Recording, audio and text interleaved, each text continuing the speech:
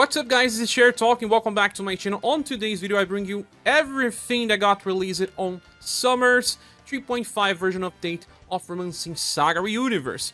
There's a lot of different things that we need to discuss, and we start talking about banners. I know you all want to know if this banner is worth pulling for, and let's start with Enya banner, since this one will give more value to new players at least. Well, let's click here on some details. Enya is a support buffer. She has this passive that gives defense boost every turn, decreasing damage taken by 15%. She has 5 EP per turn. She also gives another 5% damage reduction 3 times per battle. You can see here, it will trigger on the first 3 turns. And when she uses Fierce attacks, she buffs STR, Dexterity, Agility, and Love. And when she uses Sun attacks, she buffs Endurance, Intelligence, Will, and Charisma. The good thing is that most of her attacks have dual elements, meaning that she buffs 15% of all status when attacking. This is useful for scenarios where the enemies will remove your buffs that are applied on start of turn. Some characters like Final Impress buff status on start of turns. So you need to attack in order to buff. And she has extremely high agility. You can see 100%. You can double promote to reach 120. She will be buffing usually before everyone else attacks. And she also has intrinsic S's word, meaning that she has 40% damage reduction when resisting attacks, 37% chance to evade the resisted attacks, 20% damage potential. She doesn't do much damage, even if you give her a very strong weapon and buff. She's more for support, and support is granted via her skill number 3, Tropical Shine Vacation, that applies 15% heat up for everyone, including herself, so she gets to 35. And this passive that will remove all debuffs applied to the squad for STR, Agility, Intelligence, and Charisma. That's good because some bosses will debuff your Charisma in order for you to heal less, and they will also decrease your offensive status sometimes. She does not remove Dexterity buffs. That's funny because she is Leon's partner, but well, if you are running Leon, she won't remove Dexterity debuffs. But the extra heal effect by the end of turn that she grants to everyone is nice. It stacks with many other heals. She works super well with ScherBR as well. And then you have 2 heals by the end of turns. Then she has a skill called Luminous Blasting that it's both Sun and Pierce, triggering all of the 15% status buffs and applies defense boost, decreasing damage taken by 25%, lasts for 3 turns. This is a fast skill, meaning that it will always go before the enemy. Enya is a competitor to the latest list. Latest list gives defense boost medium, but her version lasts for 4 turns, meaning that she can stack 4, and she also heals and gives BP. Enya will heal by the end of turn, but she needs to use her skill first. She will also apply 3 defense boost, but she uses 9 BP per skill. That's quite a lot for a character that only gets 5. She needs help of ScherBR in order to perform better. But then she can use this 3 times alongside the other 15% defense boost. And now the 3 defense ups, she is doing damage while offering support. Liz does not need ScherBR, but, well, depending on the squad that you are using, and if you need extra VP already, well, Enya can already do more than just Liz. Liz also heals pretty much and can be used as your main healer in some strategies, but, well, it will depend. Then you have Light Beetle. This is a single target attack that applies morally down small, decreasing damage taken by 15%, lasts for 2 turns. If you don't have VP batteries, you'll be cycling between skill number 1 and skill number 2, and that is usually useful versus just one target. One protect versus multiple targets, you're better off bringing ScherBR or some other BP batteries in the future. Well, Enya is a very useful style. If you didn't have Liz yet, it is a must-have. If you already have Liz, Enya can work together and they will be very good when you need extra defense support. And she's also a repair unit that works super well on Remembrance, but if you have her passive style that is very offensive, I think that for Remembrance you are already pretty set. But if you want extra defenses, this Enya is even better. And we have Orlette as well, that is a counter tank. Yeah, she has this interesting skill called Binding Flames, where she applies this to enemies that will self-debuff STR and Intelligence by 5% by the start of turn. You can cast this multiple times via her skill, and that is useful because it will keep debuffing the enemy without you having to reapply, because it lasts for 3 turns, but the debuff value can be good or not. She does have a skill that debuffs all status by 15% on max level and applies guard down small, so that you can increase damage potential. But I believe that if you already have Esper, Gal, especially with her full kit of debuff, you already have the superior character. Orletta is nice for some strategies where you need to debuff and you don't know if you're going to go before the enemy or not. Whereas with Esper, she needs to be fast, and her last version is not as fast. But Orletta has taunt as well, and she can counter with Flame Hammer Plus. That is interesting because she debuffs STR and intelligence by 10% via counter. And depending on the enemies, if they use direct attacks and can apply ailments, this can work pretty well. She already has taunt via passive, and she can taunt again with skill number 1. That barely has any cost, just 1 BP. So she's also pretty defensive, but not as defensive as some other tanks. And, well, that's everything we have for Orletta. Easy to skip, in my opinion, if you have the full kit of Aspergal. But if you get her, she's pretty useful for remembrance and clubs. Then we have Goddess that got some buffs, and she's a damage dealer. Well, she has okay status, especially Goodwill, and has this skill called Arsenal Ball that should be used on start of the fight. It's fast and gives her this overdrive attack that is a 4-hit E-power attack that has medium chance to apply damage block. So 4 chances of 25%, usually 1 damage block per usage. This is a free attack on overdrive. This is good for future inheritances. Then she has this chance ball that if she doesn't take damage in that turn, she grants herself this jump. It's a chase attack and there's no turn limit. She can actually keep stacking this if she does not get to attack in events or events that have multiple waves, for example in Firebringer. And eventually she will attack and use many chases. But she has a strange setup. Her best attack is 17 BP cost and attacks between 4 to 7 times. And every time that she attacks, she has a 37% chance to grant damage block for 1 time, no turn limit.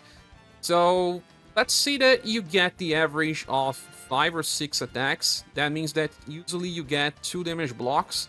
This is interesting, but, well, after you use the first use of Arsenal Ball, this can only use it once, and all your 4 damage blocks are gone. She may not get enough damage blocks to keep her chances of getting that jump. So her chase attacks are conditional, and this may not be so easy, depending on boss behavior. If they attack too much, you will just break. She has a skill that also has 3 BP cost and can give you at least 3 BP or sometimes 5, sometimes 7. Damage is not so high. She is kind of defensive. She does have this defense up that gives 5% damage reduction every one if by the end of a turn does not take damage. The first turn it's okay, but after that, I don't know how this will happen. She also gives heat up, increased damage potential by 5%, but this has much less utility. She will also recover the HP of all surviving allies if she does not get hit by around 250. She has intrinsic, that standard 20% damage increase, then 40% damage reduction when resisting, and then 37% chance to evade resistant attacks. Also, Morale guard up and recovers PvP. I think that she does have an interesting setup if you manage to get her damage blocks versus bosses that don't attack as much. This skill is very nice for future inheritance, but by that point maybe we'll get a rerun. So if you like the character, it's okay. She can perform well with very good damage, especially with double elemental attacks.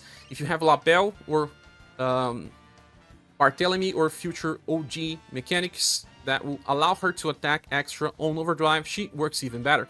But I do believe that for Blunt, we already have Dread Queen, and she performs a little better than Goddess.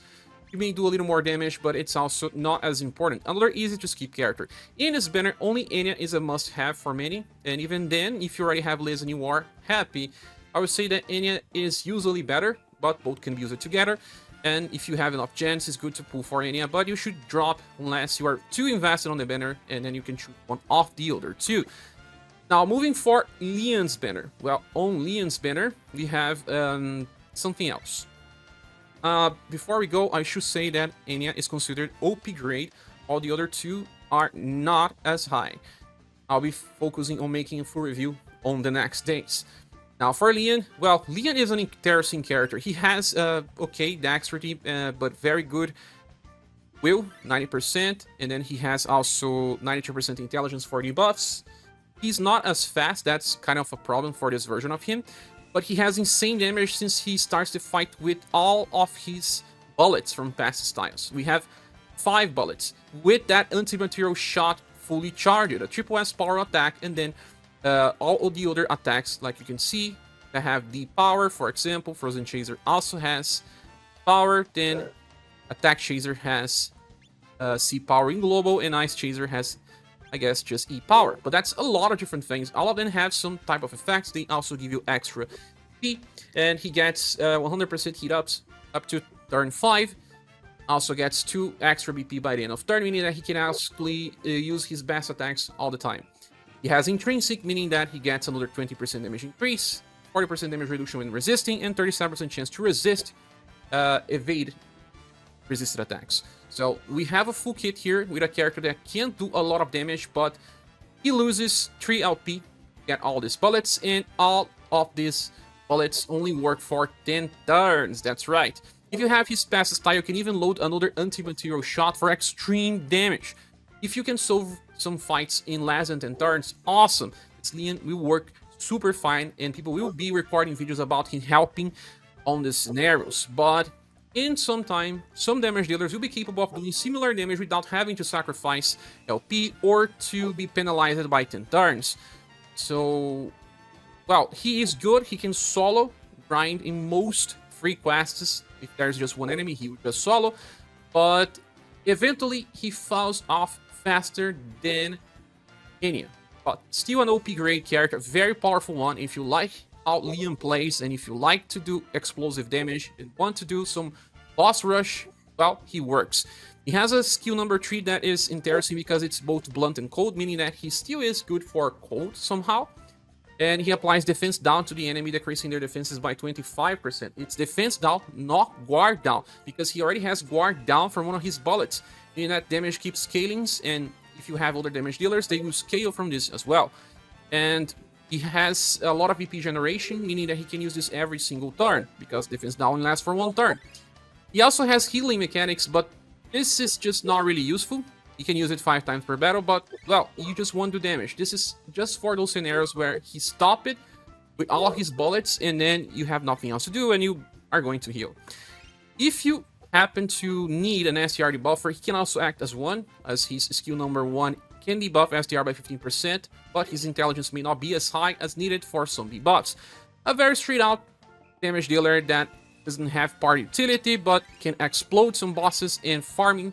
Leon is not as important if you think about the future where you get many damage dealers, but right now, he is very OP. But you can skip him if you don't care too much and wait for other damage dealers. Next one is Matcha, and she is a very interesting one. She has this mechanic that is very similar to Hardy, where she will increase spell damage attacks by 75%, and will also just reduce skill damage by 25%.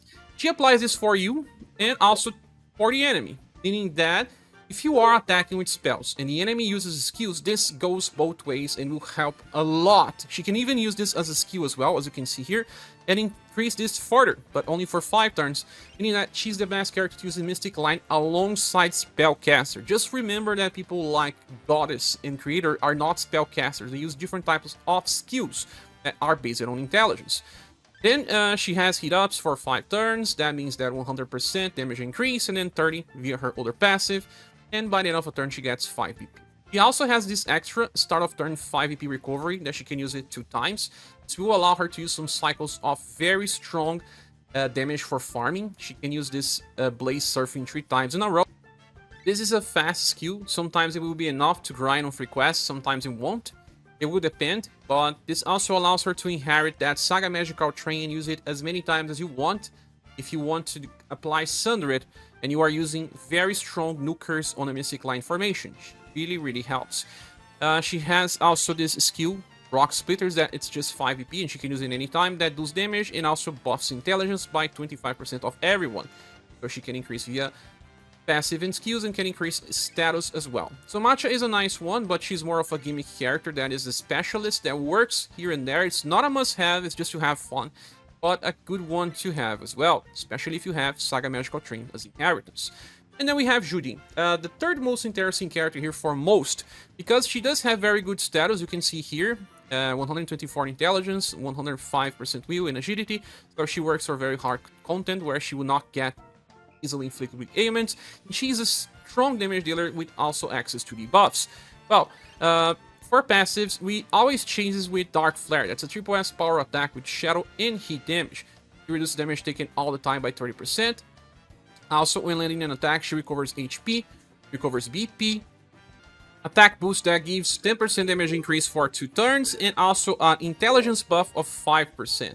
Well, this may not feel like it's too much, but since she attacks multiple times, you see that this eventually stacks for very high damage.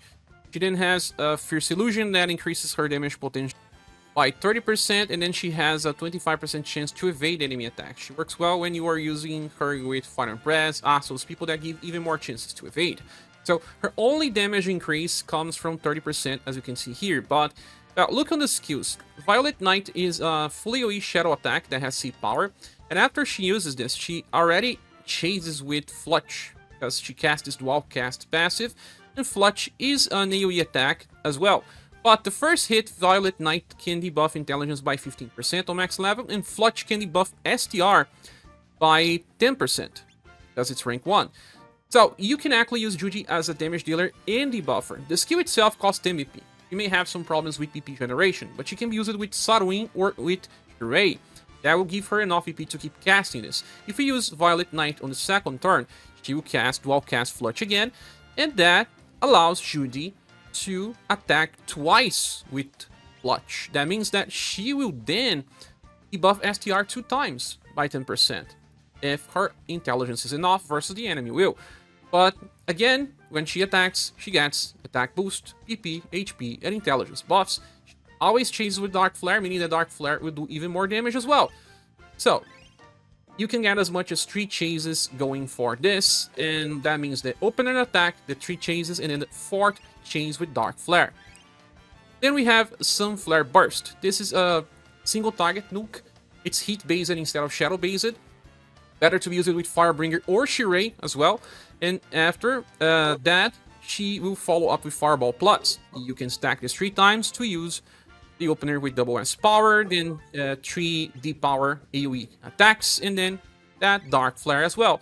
Meaning that she will eventually do more damage and just be a very strong heavy nuker. If you don't have VP, you should be attacking with Fire Arrows. That is free, and it's heat and so, for people without PP batteries, she chooses either skill number 2 or skill number 3, and then use Fire Arrows. She will usually just chase 2 times. So, Judy is a strong damage dealer with support. We like those types of characters.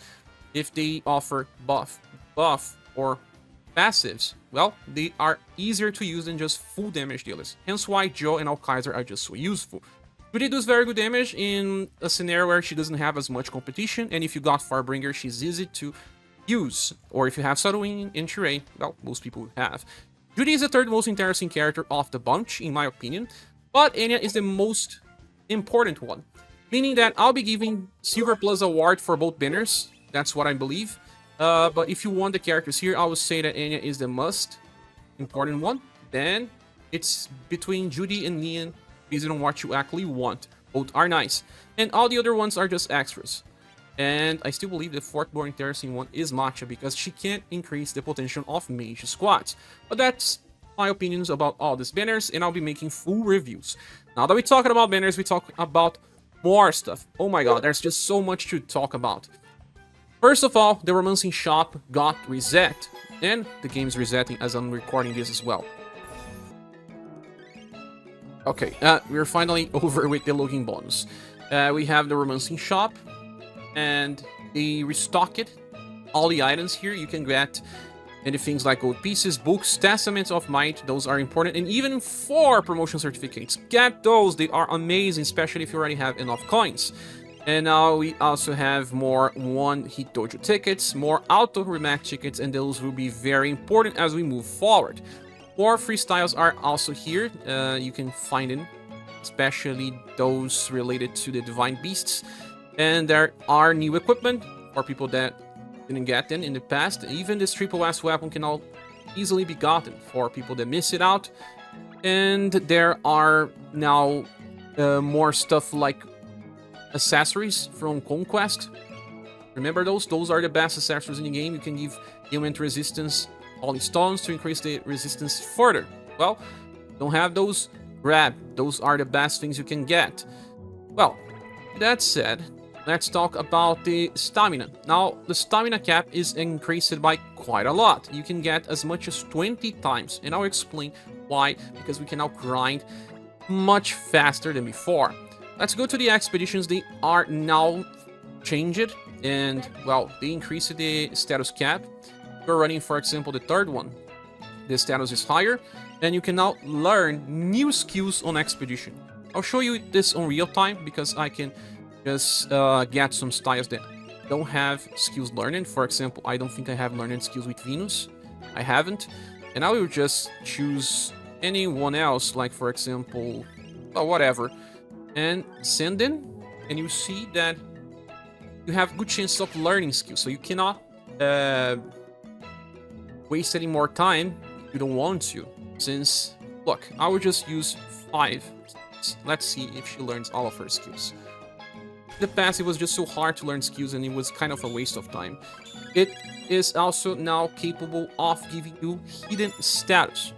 See that she learned only 1 skill, 5 tickets for 1 skill. It seems to be the average. Maybe 15 tickets will be enough to learn all the skills, but that will be for another time. So at least we can now learn skills and increase the hidden status. After that, they also did something pretty nice, that is to awaken skills with just 1 tap. For example, Anus, or any other character that I don't have all skills learned, Venus herself. You can click on Awaken, and you can already unlock 2 levels. Or if you have a character that have all skills learned, but you haven't awakened yet, you can click a button that will 1 tap awaken all skills. They are left. So no more clickings for like, I don't know, 8 times. Another interesting thing is that when you are training styles, now if they reach level 50, it will show on the screen that the training is done and you should stop and remove the character. Besides, they added new stuff on the forge system. You can now forge a new accessory. Every time we get a new book, we can forge a new accessory.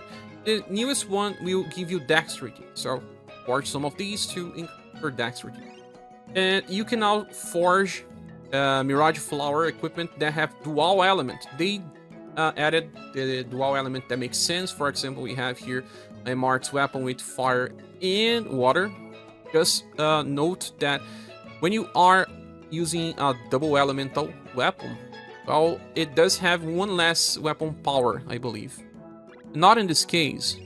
Not in this case, but sometimes triple S weapon that have double element will have 1 less weapon power.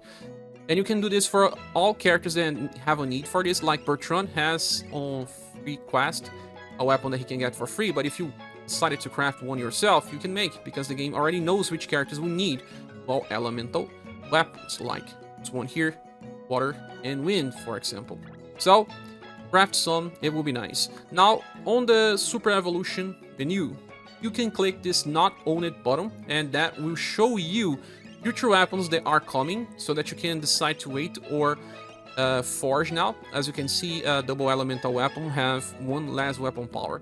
And it seems like we'll be getting Halloween banners pretty soon, I don't know, because there are Halloween weapons here, so we'll have to wait and see. Based on that, you can decide which weapons to upgrade right now or later. Now let's go back to the edit page. Now we have an option called storage. You can now send equipment to the storage, and it will be there. This is more for collectors that kind of like to store things and not delete or sell. You can click this button here, lock mode, if you want to lock what you don't want to send to store. And then you can click here, move to storage, and then you will be able to send these equipments. And then you have up to 3,000 slots. I think it's a dupe of what you already have. Now I have 6,000 slots. I don't need that much. It's not necessary, so I don't know why they implement it. Now after this, we have new packs on the Geo Shop. Yes, I already purchased mine, but they have the Welcome Pack and then the Advanced Welcome Pack. They offer some very good value.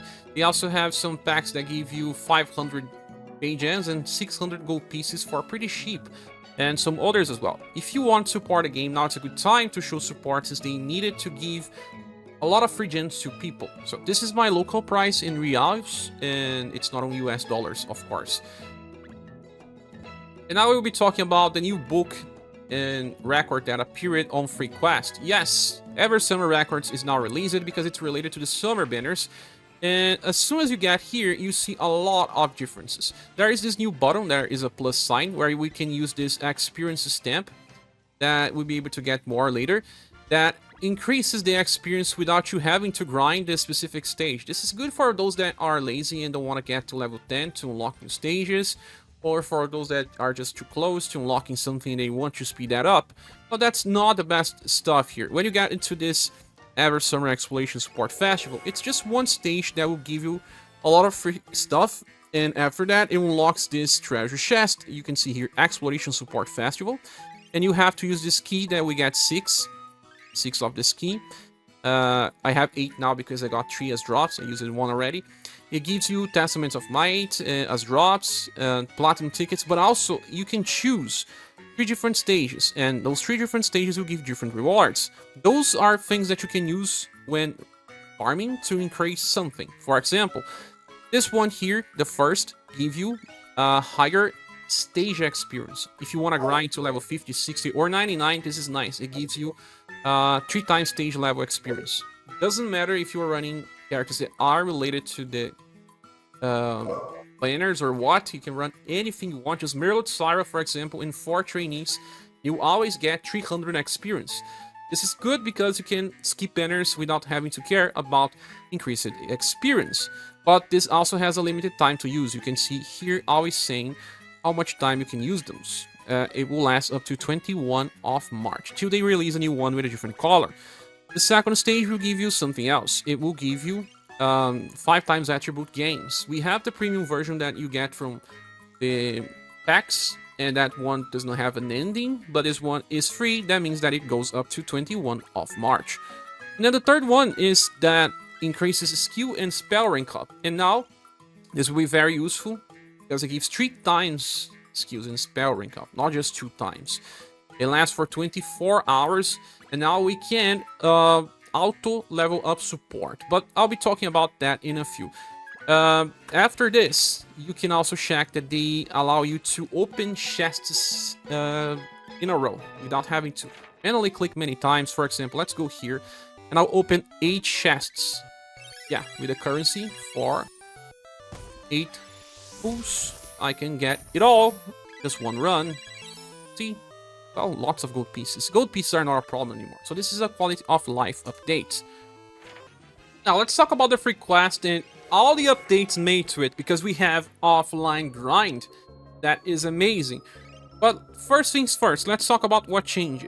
Here, you will have a much lower stamina cost. You can see it's costing just 2 stamina to run a stage. Why is that? Stamina is just a useless system now. And now you can choose rematch settings: none, auto rematch, or memory rematch. Auto rematch is a rematch that you saw in the past, but with some added settings. You can now run, for example, as much as you want. Click on settings button, and the game will ask you how many times you want to run. You can click, for example, 999 times. And you can also set other rules: to stop when daily rematches are used, so it will not be based on number. Stop when you are defeated. This is useless. We don't get killed when we are grinding. Stop when the stage is unlocked. That's nice because some people just want to unlock stages first and then level them up later. Stop when a quest is conquered. That is meant for conquest. And notification. This doesn't matter much, but you can leave, for example, notification always and decide upon using daily rematch tickets or when you want to unlock a new stage. Or you can just go and decide, for example, target stage, for example, level 10 to unlock new, or if you want a stage to level 50 or 60, that's when you get extra forging materials. You can just leave like that and just click notification, for example, and it will stop when you reach that point. But it's still the normal grind that you always see in the game that will appear on the screen, will using your battery and all of that. But it works pretty fine. Just choose what you want and leave the game running. That's for when you are working on your daily routines. That is how it works. But that's something else. I will just run a normal match here so that you can see what changed. You can already see. Here on the bottom, we have the full power auto button. And If you click it, it will turn on support or defend skills on auto as well. Remember that we could never run these skills on auto. Now we can grind those skills to max by use of this new auto system. And I'll be making videos about how to do that in the best way possible. Okay, that's the normal grind. But now let's talk about the offline grind. And now it's called memory rematch. It will need you to record a run first. You can see here, record. And it won't use stamina. You have to click on this and it says, to prepare for a memory rematch, the quest clear time will be recorded. So the game knows how much time you need to clear a stage. From battle, start to victory, plus the extra time that shows the result screen. Only full power auto will be used. During this time, you won't get any combo, you won't use stamina, skills and spells won't rank up, but only during the recording, where you will not learn skills or attribute gains or experience rewards. That's okay.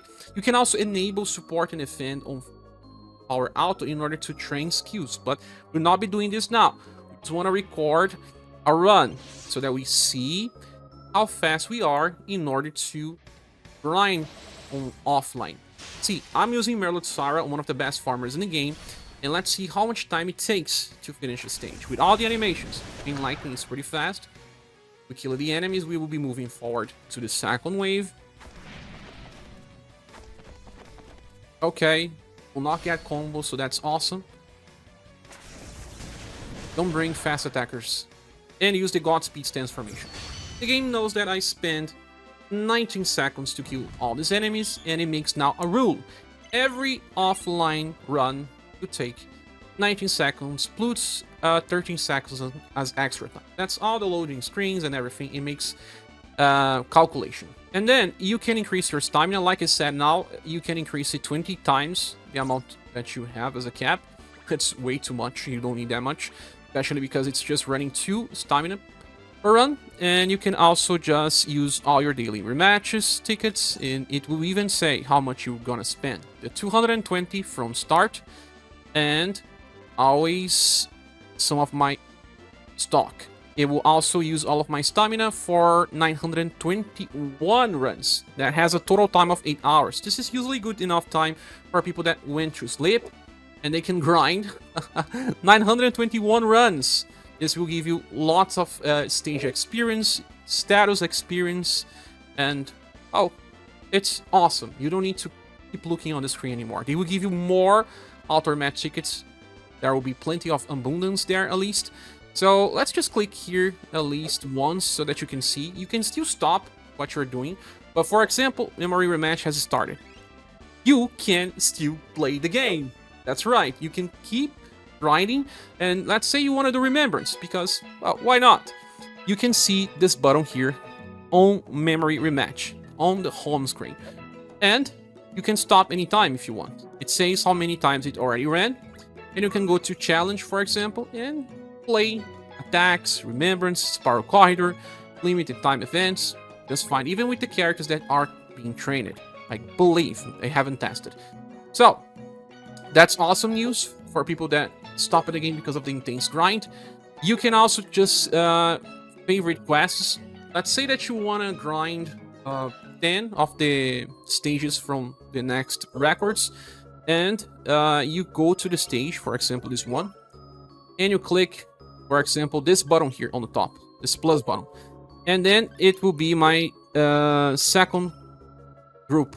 You can have, like, for example, 10 different stages on each group, and there are 10 groups, meaning that you can favorite 100 stages. That's way too much. You don't need that much.